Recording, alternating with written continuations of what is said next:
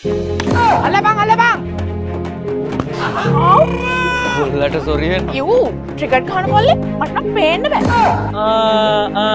මේ අපිට බැන්නට කවන්නේ ක්‍රිකට් කරන්න බයින්න එපා. ක්‍රිකට් තියෙන්නේ මෙතන ඇතුලේ. පපුව ඇතුලේ ඔතන හරිය නගින්න ඕන ඔය ගෑණියෙක්. ඕක තමයි කියන්නේ. ක්‍රිකට් ගහන උන් ආදරේ ගන්න බැන්නද මොට්ට පාලේ. නංගි ක්‍රිකට්ුයි ලව් සීනුයි අතර තියෙන සරල සම්බන්ධය මම ඔයාලට දැන් පැහැදිලි කරන්නම්. කට කනේ තියන් ආගින්න හරි. ආදරේ කරනකොට අයිය අද ගෙදර කවුරුත් නැහැ. කියන්නේ ෆුල් ටොස්. අයේ 4 ඒවා ගැහුවේ. එතකොට හෙට නම් දවසම ක්ලාස් කැමති නම් මීට් එකම කියන්නේ 3 හැරෙන ඇත්තට පැන නෙළුවයි.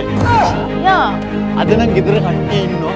ඔයා ඉන්නවා කියන්නේ බව් ගොඩක් අය මේව නිදැල්ලේ යනවා. එතකොට බවුන්සර් වලට ගහන අය නැද්ද? ඉන්න උන් තමයි රෑඩ් කොටු බයිනේ. එතකොට මගේ මුළු ලෝකෙම ඔයයි දෙයෝ කියන්නේ good length ball. ඒ වගේ ආරක්ෂාකාරී වෙන්න ඕන. විකට් එක අත ළඟ. එතකොට මහන්සි වෙන්නේ නැතුව ලකුණු ගන්න පුළුවන් බෝල් නැද්ද? තියෙනවා. wide ball.